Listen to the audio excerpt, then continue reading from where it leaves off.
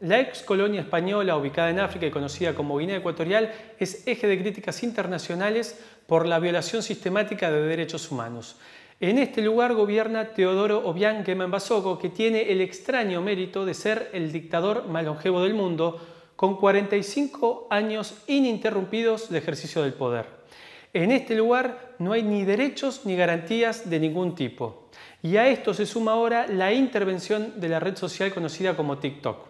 Para hablar de este tema estamos en comunicación con María Luzmila Ondo Bisé, la influencer y activista por los derechos humanos en todo África que llevó a Obiang a tomar esta decisión.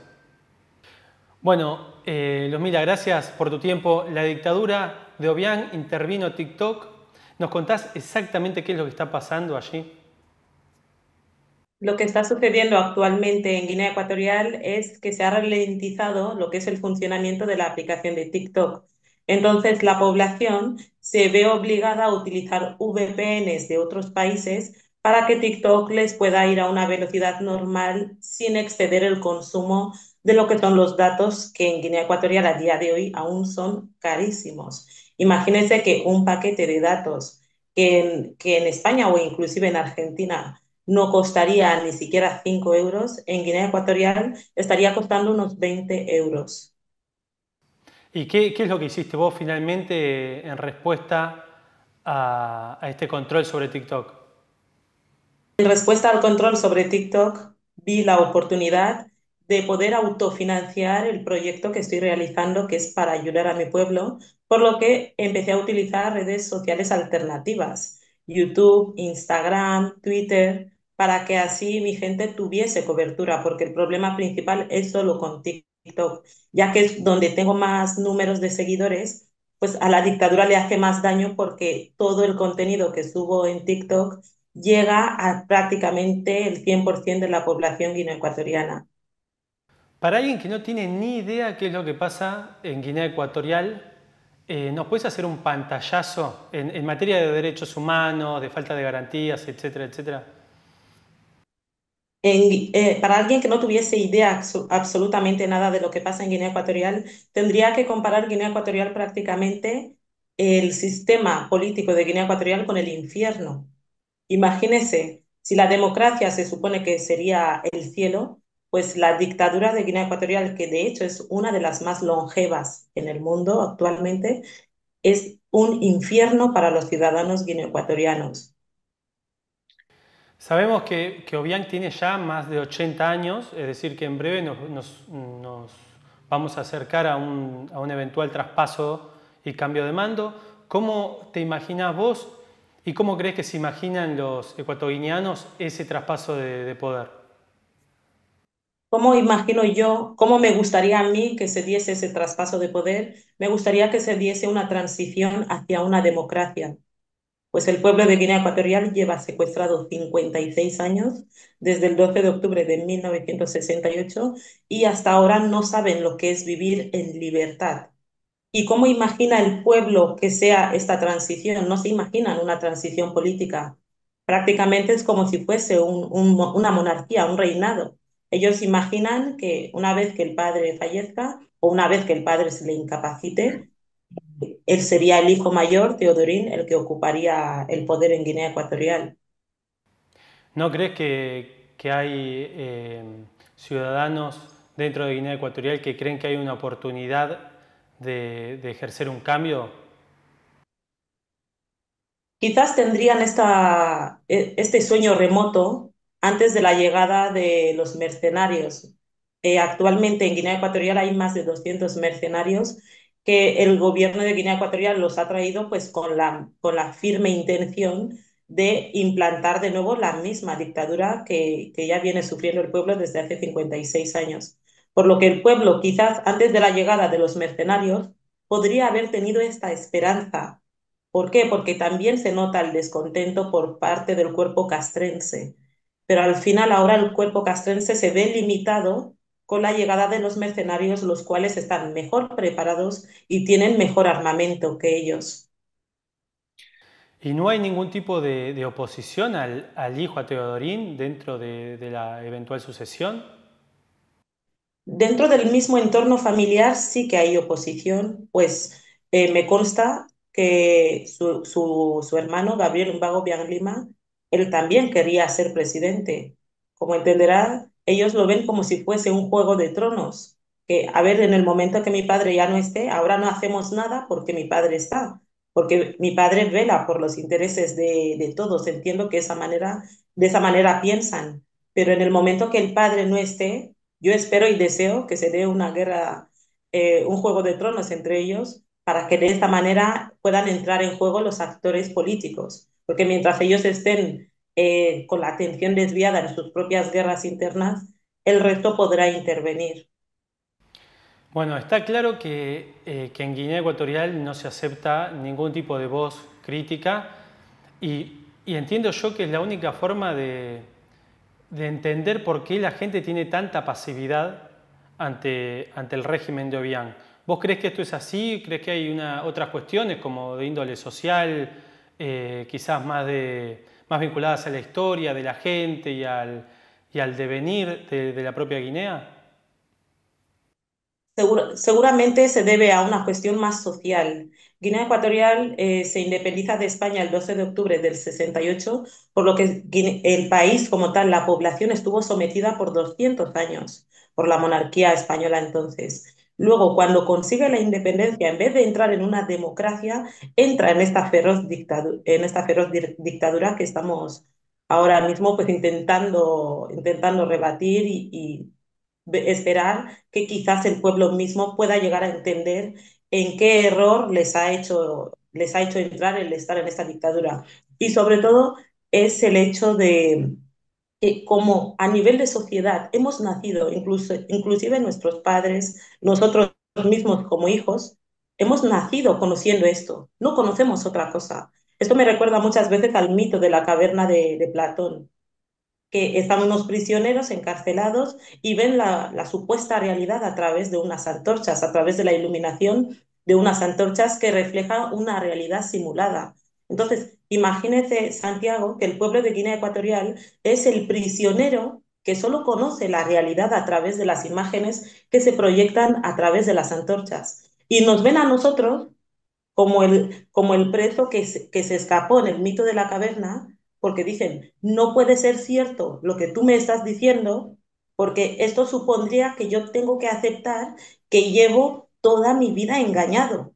Por eso tienen esa resistencia también la misma población al cambio, porque creen que lo que se les ha estado mostrando hasta ahora es la realidad y no entienden que el régimen les ha estado manipulando porque hasta ahora ellos tenían el poder de la información.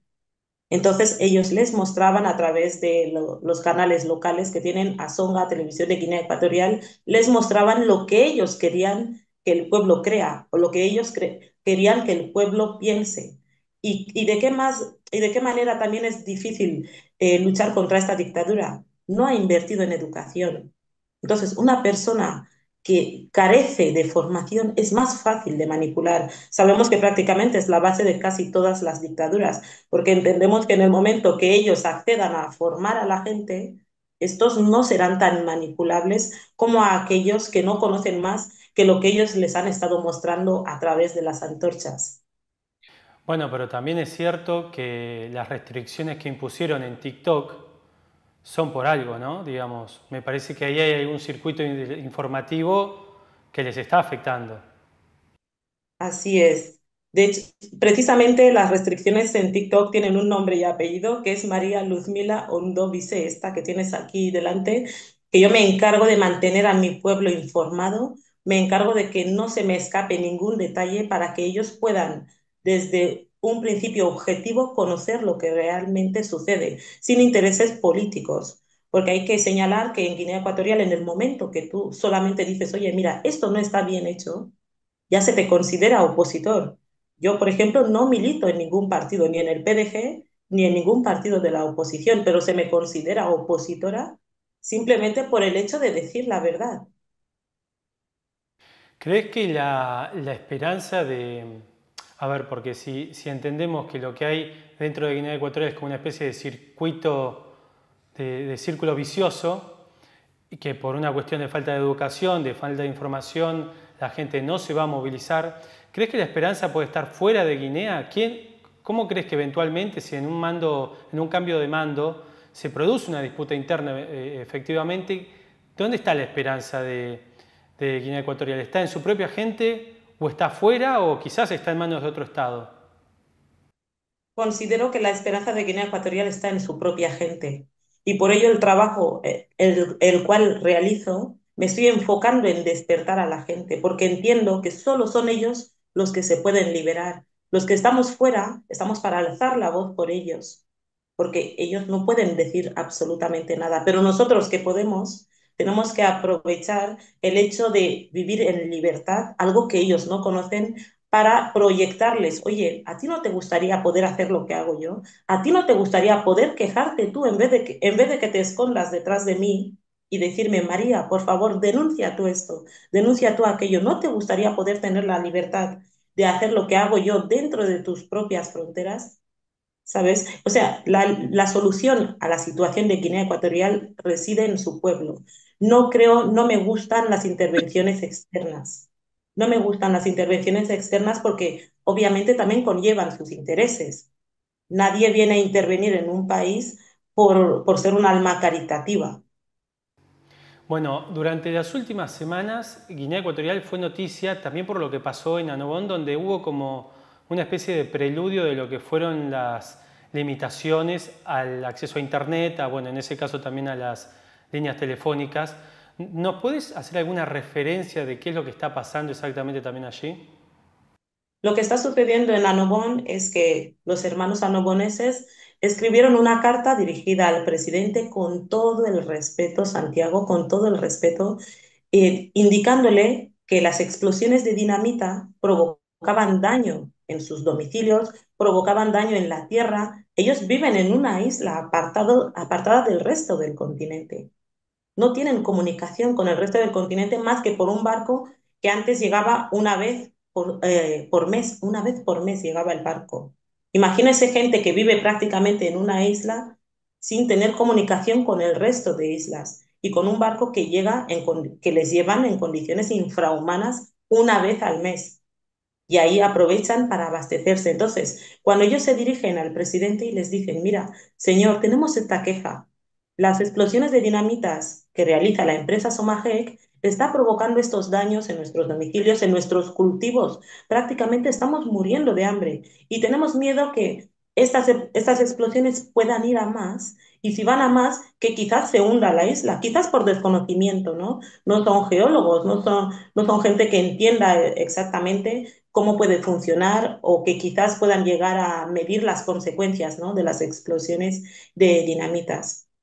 ¿Cuál fue la respuesta al auxilio del pueblo de Annobón? ¿Cuál fue la respuesta del presidente y el vicepresidente? Acabar con aquellos que habían firmado la carta en la cual le estaban pidiendo ayuda, le estaban diciendo, como autoridad pública que te reconocemos, por favor te pedimos que intervengas, o bien que se muevan las obras de Somagec, en vez del pleno casco urbano, que se desplacen. De hecho, en ningún momento ellos dicen, no queremos que sigan las explosiones, lo que queremos es que se desplacen porque al realizarse en pleno casco urbano nos están afectando. Este es el problema. ¿Qué es lo que responde el gobierno? Manda militares, algo que no hace. Una persona, una mujer anobonesa, Alicia Nach Rosario, perdió la vida porque en el hospital de Anobón no había anestesia y no se le podía evacuar, no se pudo mandar un avión para salvar a Alicia Nach Rosario, pero sí se pudo mandar un avión para detener a más de 100 anoboneses. Para eso sí que el régimen invirtió para mandar un avión cargado de militares para detener y obviamente amedrentar y coaccionar al pueblo anobonés. Se detuvo a personas de 77 años. Tengo esto documentado en mi canal, tanto de TikTok como en YouTube. Se detuvo a personas que dices, pero ¿qué delito es pedir a tu gobierno auxilio? ¿Qué delito consiste en pedir a tu gobierno que medie entre una empresa que está ocasionando daños a la ciudadanía? ¿En qué delito sería este? como jurista, yo miro el Código Penal y no encuentro la tipicidad de ningún delito que corresponda para con la actuación del pueblo annobonés. Por vergüenza, no sé, el régimen liberó a estas mujeres que eran mayores, que ya eran de la tercera edad, pero actualmente tiene a 37 familias anobonesas secuestradas, porque esto no se puede ni siquiera considerar una detención, esto es un secuestro. Cuando tú retienes a una persona en contra de su voluntad, sin esta persona haber cometido delito alguno, violentando su habeas corpus, no se puede considerar más que un secuestro. Y la situación tras el levantamiento del pueblo annobonés ante la situación, al ver que el gobierno no ofrecía ningún tipo de solución, ¿qué es lo que sucedió? El gobierno no quiso que se filtren las imágenes de la situación en la que vive el pueblo annobonés y por ello limitó tanto el acceso a Internet como lo que son las llamadas, mensajes. Es decir, desde el mes de julio del 2024 hasta ahora, hasta la fecha actual, el pueblo annobonés sigue incomunicado. Y todo esto gestionado por la empresa HITFE. Detrás de esos comportamientos que vos ves por parte de Guinea Ecuatorial, por ejemplo, como citaste con la mujer que murió abandonada por el sistema de salud, ¿qué crees que hay? ¿Hay desidia? ¿Hay como un intento de aleccionamiento por parte del régimen? ¿Cómo lo interpretás vos? O sea, ¿por qué pasa eso? A eso me refiero, ¿no? ¿Por qué pasa esto? Porque el régimen simplemente no está para velar por los intereses de los ciudadanos. Solo están para velar por los intereses de ellos mismos, de su propia gente, de su propia familia. No les interesa nada de lo que sucede con los ciudadanos. Es más, a nivel social de Guinea Ecuatorial se ha implementado un sistema en el cual cuando un guineo ecuatoriano considera que necesita una asistencia de sanitaria, una asistencia de cualquier tipo, hacen vídeos públicos en los que piden ayuda tanto al presidente, al vicepresidente y a la primera dama. Y si estos vídeos no los hacen señalando a estas tres personas, se les consideraría que son opositores. ¿Por qué? Porque es como si estuvieran señalando que en Guinea Ecuatorial hay un problema sanitario, que no hay médicos suficientes o no hay suficiente maquinaria, por lo que ellos ya estarían criticando al régimen. Pero en el momento que la persona señala a estas tres personas, como les llamo yo, el milagro de la Santísima Trinidad, ya no se considera esa persona opositor, se considera que es un ciudadano que está pidiendo ayuda por la situación en la que está. Y es el sistema que tiene la sociedad guineoecuatoriana. Tengo que pedir ayuda, tengo que humillarme, niños pequeños incluidos, ¿eh? No se respetan los derechos del niño. Niños pequeños, una niña de 8 años tuvo que pedir ser evacuada, pero se dice que un país exportador de petróleo, su población, que no llega ni a 1 millón de habitantes, debe implantar este sistema social para poder ser atendidos no en Guinea Ecuatorial, porque cuando se pide la evacuación es porque los mismos médicos que trabajan en los hospitales de Guinea Ecuatorial consideran que no tienen maquinaria suficiente para poder dar el servicio a la población. Escuché, leí, ya no recuerdo exactamente, que Annobón está como prácticamente, entre comillas, vendida o rifada, como decimos acá, a Somayek. O sea, es como que ellos van y hacen lo que quieren ahí. ¿Qué se sabe de esto? Si es cierto, si no, si es una cosa de redes sociales. Lo que indicas es totalmente cierto. Annobón no es que esté vendida a Somajec. ¿Por qué? Porque el derecho internacional no se lo permitiría a Guinea Ecuatorial el poder realizar la venta de Annobón. ¿Qué es lo que ha hecho el régimen de Guinea Ecuatorial para no publicar directamente que ha sido una venta? Lo que han hecho es ceder el derecho de explotación de la isla de Annobón a Somajec. ¿Por qué? ¿Cuál es el verdadero problema?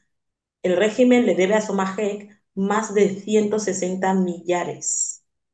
El régimen tiene una deuda millonaria, multimillonaria con Somajec y no quieren pagar la deuda. De hecho, ellos son morosos, pero morosos profesionales. No solamente le adeudan con Somajec, sino con el resto de empresas que trabajan en Guinea Ecuatorial, tienen deudas millonarias. Entonces, ¿qué sucede? Cuando Somajec ve el descontento del pueblo de Annobón, le dice al régimen, oye, si estos no quieren que nosotros estemos aquí, devolvednos lo que nos debéis y nosotros no vamos a seguir aquí.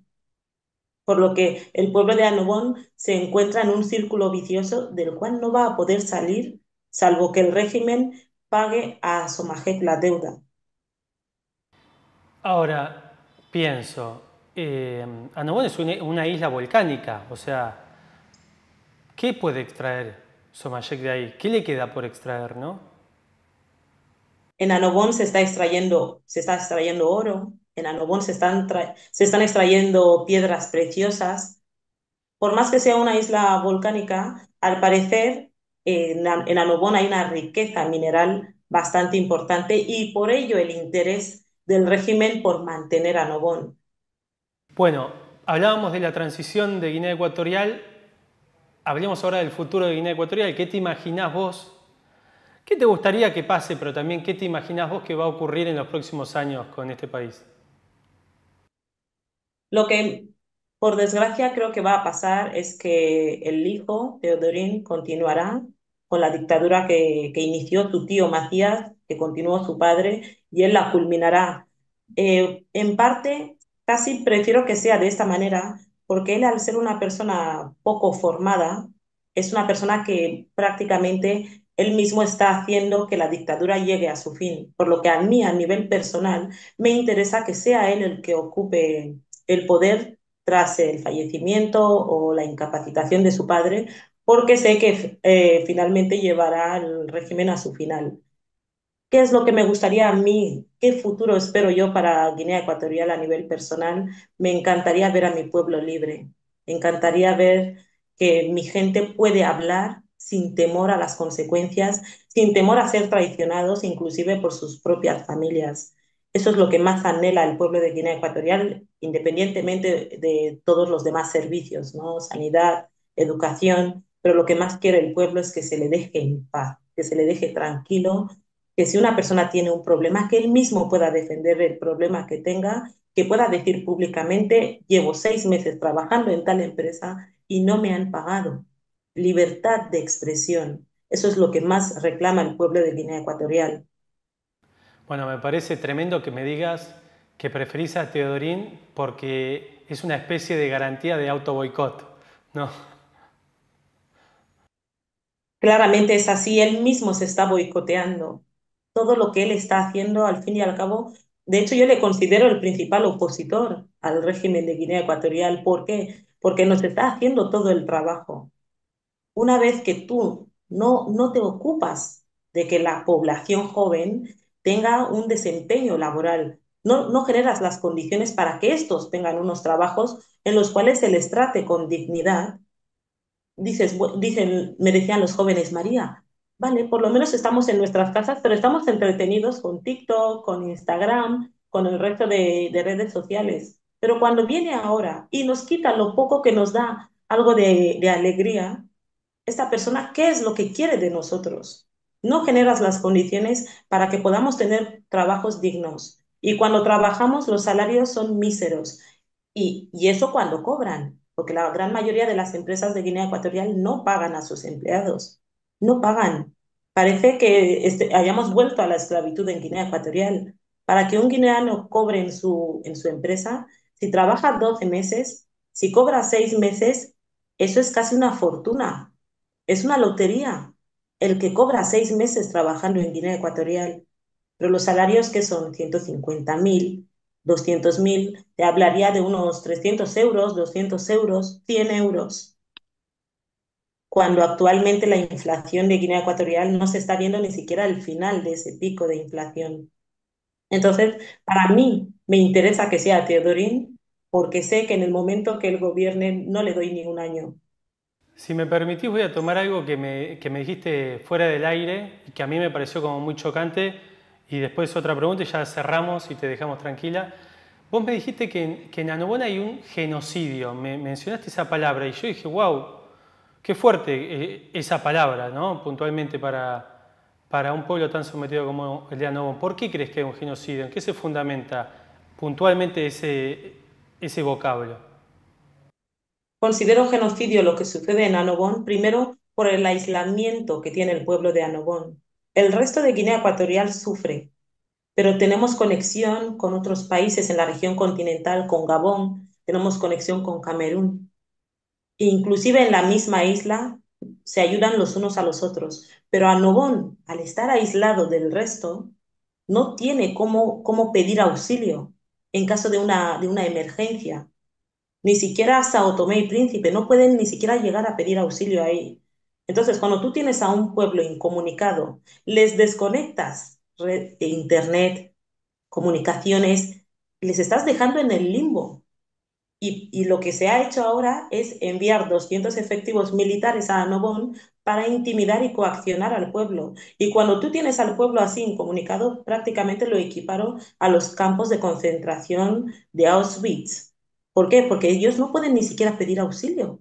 No pueden ni siquiera comunicarse para decir esto es lo que estamos pasando. Por lo que sí, el régimen de Guinea Ecuatorial en Annobón está cometiendo un genocidio, porque está atentando ya no solamente contra los derechos fundamentales ni libertades fundamentales, sino contra la dignidad del pueblo annobonés.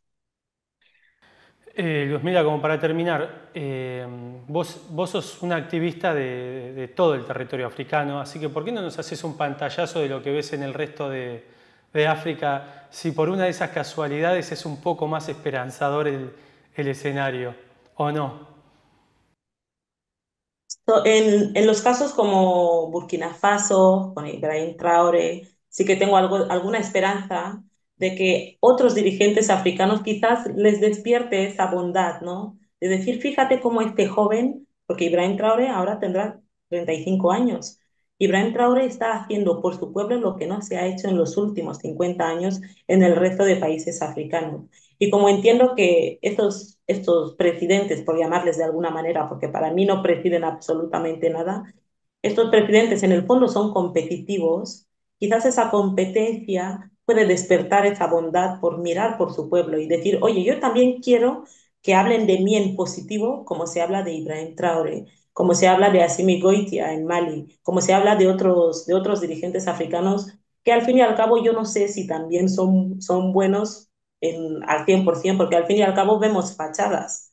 Uno puede hacerse una idea, pero luego no sabemos realmente cómo se mueven. En el caso de Senegal, el caso de Senegal es el que más me ha impactado en los últimos años, porque he visto cómo ha luchado el pueblo senegalés y por eso cuando antes me has preguntado cuál es la esperanza del pueblo de Guinea Ecuatorial, ¿no? Te he respondido que la esperanza está en el mismo pueblo. El pueblo senegalés se ha levantado, ha defendido a Ousmane Sonko con todo. Muchos han perdido la vida, muchos se han exiliado, muchos sabían que ponían en peligro su vida y la de sus familiares, pero aún eso no se rindieron hasta que no se liberó a Ousmane Sonko. Y la verdad que para mí es una gran inspiración y de hecho trabajo mucho en comunidad con los senegaleses para inspirarme en ellos. Por lo que yo espero de verdad que el resto de presidentes africanos haga un ejercicio de conciencia y entiendan que la libertad de África en general, en su conjunto, solo depende de los africanos. No podemos seguir esperando en las colonias europeas, ¿no? Y se entiende que ya no estamos en los tiempos del imperialismo. No podemos seguir dependiendo siempre de Occidente. Mil gracias, un placer. El placer es mío.